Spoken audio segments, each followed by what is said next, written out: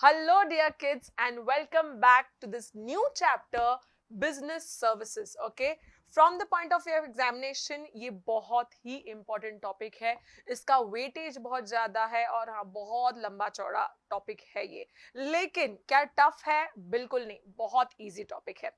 Okay, तो हम लोग को देखना क्या है? Business Services है क्या? कोई नई बात नहीं है.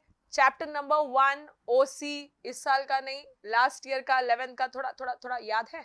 ओके, ट्राई करो. उसमें हमने पढ़ा था trade and auxiliaries to trade. What are auxiliaries to trade? Supporting system for trade. क्या था उसमें? Yes, transportation, warehousing, banking, communication. बराबर, ये सारी टॉपिक्स थी ना. तो यही टॉपिक्स की तो बारे में बात कर रहे हैं हम लोग. ओके, तो बिजनेस सर्विसेज बेसिकली क्या है? ऐसे सर्विसेज जो सक्सेसफुल रनिंग ऑफ बिजनेस में मुझे मदद करेंगे. ओके, और ये सर्विसेज यूज करके मैं करने क्या वाली हूँ? यही कस्टमर्स को अच्छा खासा सर्विस दे पाऊंगी. कस्टमर मेरा है मुंबई में, बराबर ना, लेकिन मेरा फैक्ट्री है दिल्ली में, तो क्या करे? जाना चाहिए ना वहां तक, बराबर कि नहीं? कस्टमर को चाहिए मतलब चाहिए. Demand is there in Mumbai. So what, I will use the transportation as a business service and will transport these goods to Mumbai. है कि नहीं? That is the way trade will flourish in our country.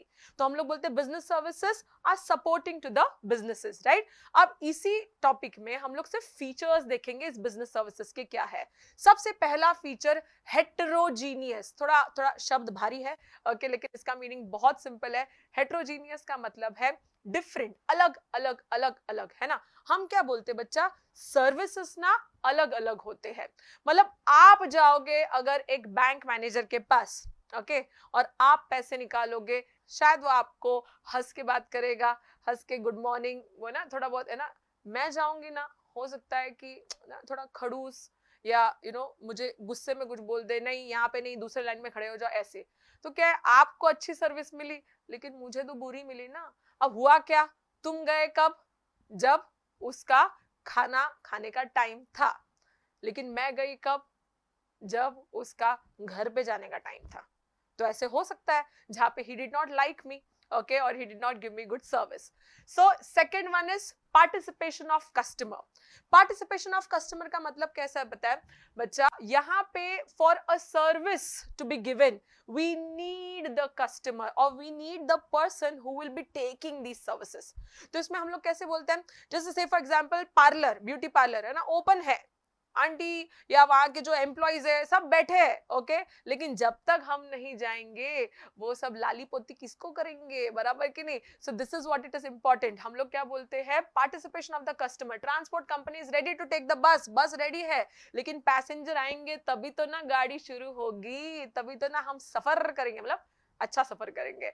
Okay, so participation of customer is important. Next आता है तुम्हारा intangible. हाँ, service दिखता नहीं है, प्रोडक्ट दिख जाता है, जैसे कि एप्पल, है ना, या जैसे कि स्कूल, जैसे कि कॉलेज, देख बिल्डिंग दिखती है, बैंक बिल्डिंग दिखती है, लेकिन उसके सर्विस हम फील कर सकते हैं. बताया ना, आपके साथ अच्छा बिहेवियर, हमारे साथ बुरा बिहेवियर, तो हम लोग उसके सर्विसेज को बोलेंगे गुड सर्विसेज और bad services. We can experience the services.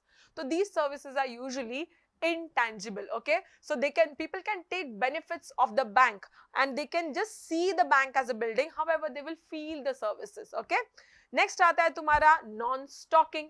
Again, apple as a product stock करके रख सकते हैं. अगर मैं मार्केट में 2-4 किलो लेकर गई, है ना, आज नहीं बिके तो कोई बड़ी बात नहीं है ना, कल हम वापस बेच सकते हैं.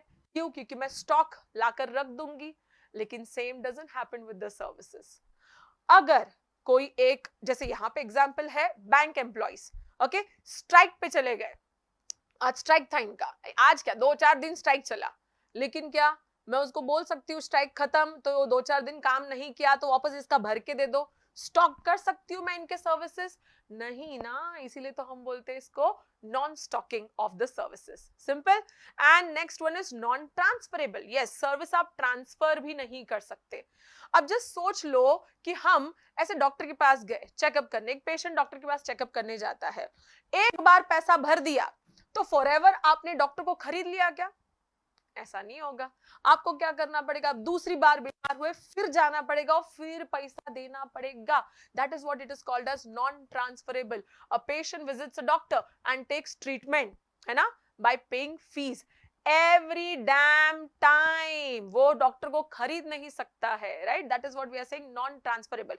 लेकिन क्या एक बार मैंने मोबाइल खरीद लिया, हमेशा के लिए वीवो का फोन या तुम्हारा प्यारा आईफोन, है ना, अपना हो जाएगा?